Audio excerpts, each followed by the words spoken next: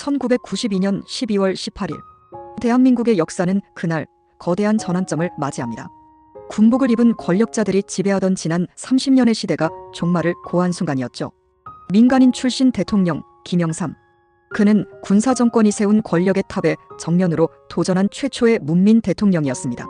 하지만 대통령에 당선된 그 순간 김영삼은 웃지 않았습니다. 그의 앞에 놓인 건 영광이 아닌 거대한 암초, 바로 군 내부의 사조직 하나회였습니다. 하나회는 육군사관학교 11기 출신인 전두환, 노태우를 중심으로 만들어진 비밀 조직이었습니다. 처음엔 단 5명에 불과한 작은 모임이었지만 박정희 대통령의 비호 아래 국방부, 합참, 보안사령부 등 군 요직을 휩쓸며 괴물처럼 자라났습니다. 박정희의 경호를 담당했던 전두환은 그의 죽음 이후 10.22 쿠데타를 일으켜 군부를 장악했고 5.18 민주화운동을 피로 진압한 끝에 대통령이 되었죠. 뒤이어 하나회의 2인자 노태우가 정권을 이어받으면서 하나회는 13년간 이 나라 군부, 정치, 사회까지 장악한 보이지 않는 제왕이었습니다. 그런 하나회의 그늘 아래 김영삼이 대통령이 된 건 아이러니했습니다. 그는 3당 합당을 통해 하나회 출신들이 포진한 민주정의당과 손을 잡고 당선됐기 때문이었죠. 당연히 하나회는 김영삼을 가볍게 봤습니다. 민간인 출신이 무슨 군 개혁이야. 우릴 어쩔 수 없을 거야. 그들은 스스로를 국가의 수호자이자 대통령 위의 존재라고 믿고 있었죠. 하지만 그건 착각이었습니다. 김영삼은 결코 허수아비가 아니었습니다.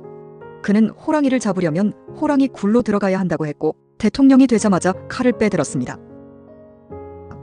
1993년 3월 8일 아침 7시 30분 김영삼은 국방장관 권영애를 조용히 불렀습니다. 군 장성들은 언제 바꿀 수 있습니까? 권영애가 말했습니다. 대통령께서 통수권을 행사하시면 언제든 가능합니다. 김영삼은 바로 명령했습니다. 오늘로 육군참모총장과 기무사령관을 교체하십시오. 그날 오후 김진영 육군참모총장과 서완수 기무사령관이 전격 경질됐습니다. 하나회의 핵심 실세 2명이 아무런 사전 예고도 없이 날아간 것이었죠. 기무사는 전두환이 이끌던 보안사의 후신, 군 정보와 민간 사찰, 심지어 대통령 독대 권한까지 가진 초강력 기관이었습니다. 이들의 숙청은 군의 심장을 찌른 것이나 마찬가지였습니다. 하나회는 충격에 빠졌습니다. 이게 진짜인가? 그들은 김영삼이 단지 보여주기식 인사를 한 거라고 믿었습니다. 하지만 그건 시작에 불과했죠. 3월 18일 김영삼은 고위 공직자들의 재산을 전면 공개시켰습니다. 땅 투기와 부정한 재산 형성 의혹이 폭발했고 특히 하나회 출신 군인들의 부패가 드러나면서 국민 여론이 요동쳤습니다. 지금이 기회다. 김영삼은 판단했고 그때부터 숙청의 속도는 더 빨라졌습니다. 1993년 4월 2일 김영삼은 수방사령관과 특전사령관을 교체합니다. 이들은 12.12 쿠데타 당시 군사행동을 주도한 핵심 부대, 평시엔 대통령 경호, 비상시엔 정부 마비가 가능한 실전 병력, 하나회의 마지막 발톱이 잘려나간 순간이었습니다. 조금이라도 늦었다면 군 내부의 반발이 조직화될 수 있었지만 김영삼은 그보다 한 발 빨랐습니다. 그리고 같은 날 아침 군 아파트촌 장교들이 출근길에 차문에 꽂힌 이상한 문서를 발견합니다.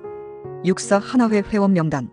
거기엔 무려 142명의 이름이 담겨 있었고 그중 105명이 실제 하나회 회원이라는 사실이 확인되죠. 전군은 충격에 빠졌습니다. 이렇게 많았다고? 군이 사조직에 장악당해 있었던 거야. 그 문서를 유출한 이는 육사 31기 백승도 대령. 그는 군의 양심이었습니다. 그리고 이 폭로는 김영삼에게 결정적인 명분을 제공했죠. 이후 김영삼은 하나회 명단에 오른 중소령 이하 장교들까지 요직에서 배제하고 한직으로 밀어냈습니다. 장군이 아니더라도 진급 코스에서 벗어나면 더 이상 영향력을 행사할 수 없으니까요. 심지어 하나회 선배들이 후배들을 구제하지 않는 모습까지 드러나자 조직의 내부 신뢰도 붕괴되기 시작했습니다. 그리고 마지막으로 김영삼은 5월 24일 10.22 군사반란에 연루된 고위장성 40여 명을 전격 경질합니다. 군단 장급 62%, 사단 장급 39% 교체. 군 수뇌부가 통째로 갈려나간 것이죠. 너무 많은 별이 떨어져서 새 별을 만들 시간도 없었습니다. 결국 국방부 간부들의 계급장을 떼어 신임 장군들에게 달아줄 정도였습니다. 숙청 넉 달째 군 내부에서는 술자리 고성이 터져나옵니다. 군을 이렇게 망쳐도 되는 거야.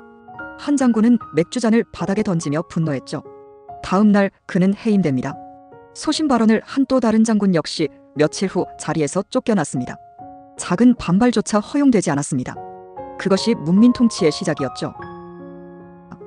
그렇게 2년도 채 되지 않아 대한민국을 뒤에서 조종하던 사조직 하나회는 완전히 해체됩니다. 군은 이제 대통령의 통제 아래 놓였습니다.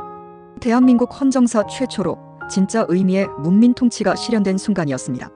만약 김영삼이 머뭇거렸다면, 만약 하나회가 반격할 시간을 가졌다면 오늘날 대한민국의 군과 정치는 여전히 그들의 손아귀에 있을지도 모릅니다.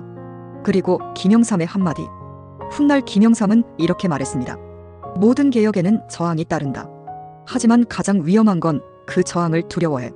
타이밍을 놓치는 것이다. 그는 두려워하지 않았고 망설이지 않았으며 대한민국의 군과 정치를 분리하는 역사적인 개혁의 칼날을 휘둘렀습니다. 이것이 바로 김영삼이 남긴 또 하나의 민주주의. 구독과 좋아요는 영상 제작에 큰 힘이 됩니다.